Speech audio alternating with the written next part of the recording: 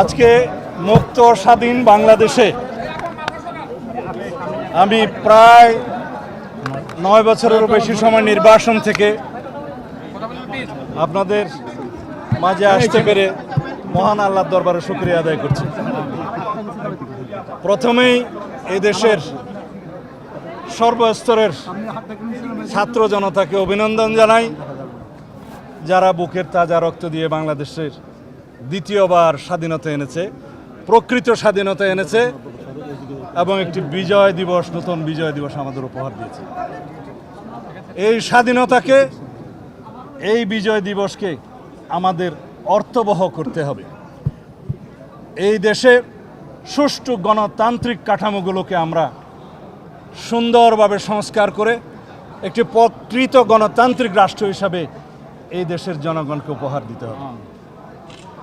এই দেশের জনগণ যাতে স্বাধীনতার, গণতন্ত্রের এবং এই বিজয় দিবসের সুফল ভোগ করতে পারে, সেজন্য আমি সর্বস্তরের জনগণকে আহ্বান জানাবো, আপনারা ধৈর্য ধরুন, আপনারা শৃঙ্খলা ফিরিয়ে আনুন এবং এই দেশে যে একটি একবিংশ শতাব্দীর পৃথিবীতে একটা নজিরবিহীন ছাত্র জনতার বিপ্লব হয়েছে, সেই বিপ্লবকে পৃথিবীর সামনে দেখিয়ে দিতে হবে।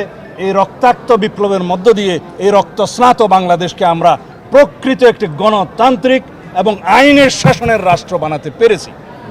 যদি আমরা আইনের শাসনে কায়েম করতে পারি, আইনের শাসনের রাষ্ট্র বানাতে পারি, সর্বস্তরের সমস্ত সাংবিধানিক প্রতিষ্ঠানগুলো, গণতান্ত্রিক প্রতিষ্ঠানগুলোকে যদি আমরা স্বাধীনভাবে, নিরপেক্ষভাবে যদি কাজ করতে দিতে পারি, তাহলে 18 কোটি মানুষের ঘরে ঘরেই সেটার সুফল যাবে। ইনশাআল্লাহ আমরা অর্থনৈতিকভাবে আমরা এগিয়ে যাব। এই দেশ মেরুদণ্ড শির দাঁড়া করে পৃথিবীর সামনে বলতে পারবে আমরা বীরের জাতি, আমরা রক্ত দিতে জানি। এই পৃথিবীর মানুষের সামনে প্রমাণ করতে হবে এই জাতিকে কেউ দমিয়ে রাখতে পারবে না। আমরা বহিঃশত্রুর আক্রমণ থেকে এই দেশকে রক্ষা করব ইনশাআল্লাহ। আভ্যন্তরীণ ষড়যন্ত্রকারীদের কাছ থেকে যাতে এই রাষ্ট্র হেফাজত থাকে, সেজন্য আমাদের সতর্ক থাকতে হবে।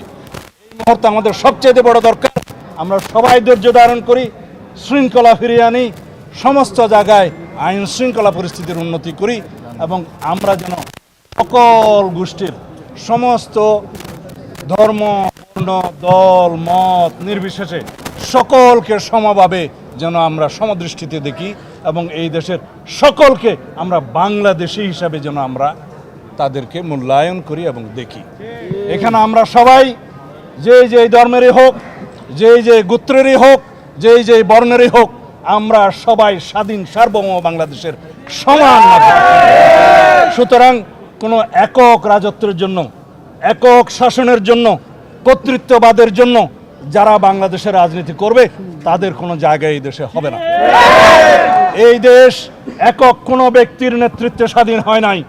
এই দেশ সারা বাংলাদেশের সমস্ত মানুষের মুক্তিযুদ্ধে অংশগ্রহণের মধ্য দিয়ে স্বাধীন হয়েছে। স্বাধীনতা কোনো একক দলেরও হতে পারে না, কোনো একক ব্যক্তিরও হতে পারে না। এই মুক্তি, এই বিজয় আমাদের সকলেরই, আমাদের সকলকে এই দেশকে হেফাজত করতে হবে। ধন্যবাদ।